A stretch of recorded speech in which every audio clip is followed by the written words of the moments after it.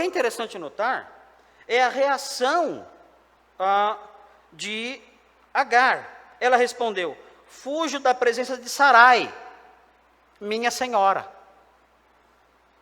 Ela reconhece. E o que nós vemos aqui é algo interessante, é algo curioso isso aqui. Nós somos educados numa mentalidade social, até política, né, que vê a diferença de classes, as diferenças sociais como algo ruim. Nós somos treinados desde pequenos a enxergar as coisas desse jeito. Diferença de classes é algo mau. Mesmo não sendo de esquerda, não sendo marxistas, nós recebemos esses conceitos. Diferença de classes é algo ruim, porque os ricos são sempre maus e os pobres são sempre bonzinhos. Queria que vocês fossem pastores um dia para ver como os pobres são bonzinhos. Os pobres não são bonzinhos, não. Assim como também nem todo rico é mau. Mas enfim, nós somos encharcados o tempo todo, desde pequenos, com essas noções, que a existência de diferenças sociais é em si mesma, a existência dessas diferenças é em si mesmo algo injusto e errado. Mas, quando nós olhamos para a Bíblia, nós descobrimos surpreendentemente que o próprio Deus vê isso de forma normal. Ele se aproxima de Agar e ele se dirige a ela colocando-a no seu lugar. Não como se isso fosse uma grande injustiça, como se isso fosse um grande absurdo, como se isso fosse algo inaceitável. Não, ele olha para ela e diz: Agar, lembre-se, você é serva de Sarai. Você está fugindo e isso não é certo. Você é serva dela. Ou seja, a diferença social, a diferença de status social é preservada aqui. E não há de errado com isso. Nós temos que aceitar essa realidade. Deus fez as coisas assim. Vejam, a Bíblia condena, o que a Bíblia condena é a opressão, é o trato cruel dos poderosos sobre os mais fracos. E isso a Bíblia condena. Mas a existência de poderosos e de mais fracos, a Bíblia não condena isso. Quando nós vemos Isaías, por exemplo, veja Isaías 10. E eu sei que vocês podem estar chocados com isso. Isso acontece, não tem problema. Mas essa ideia aí de um mundo sem classes, isso é tolice. Isso nunca vai existir. Isaías 10, 1 e 2, diz assim, mostrando aqui o rigor do Senhor contra os que oprimem.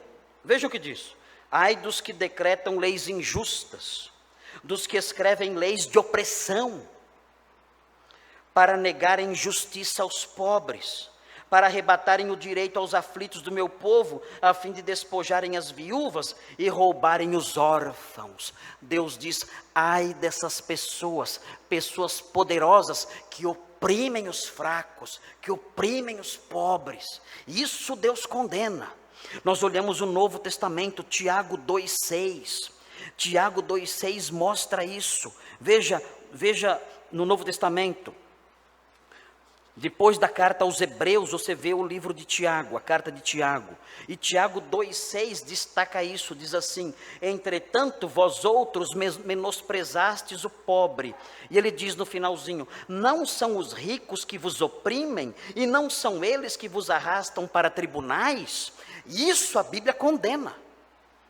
A opressão dos poderosos sobre os mais fracos. Mas note bem, a Bíblia também condena a opressão dos mais fracos sobre os mais poderosos.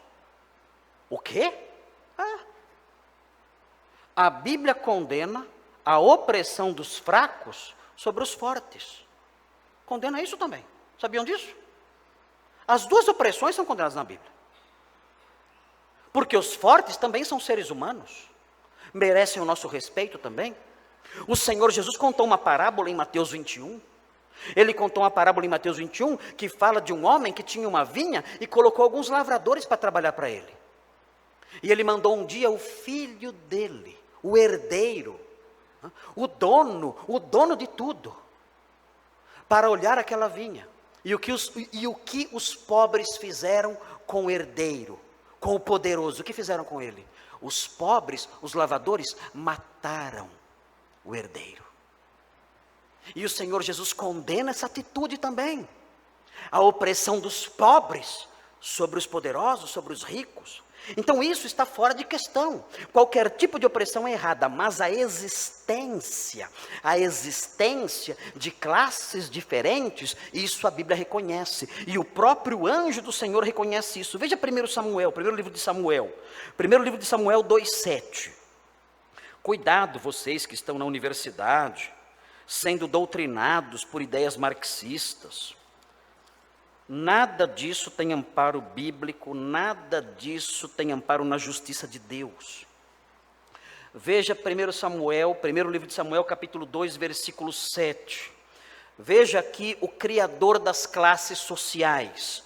Quem é o criador das classes sociais? Diz aqui, primeiro livro de Samuel 2:7, o Senhor empobrece, e o que mais? E o Senhor enriquece.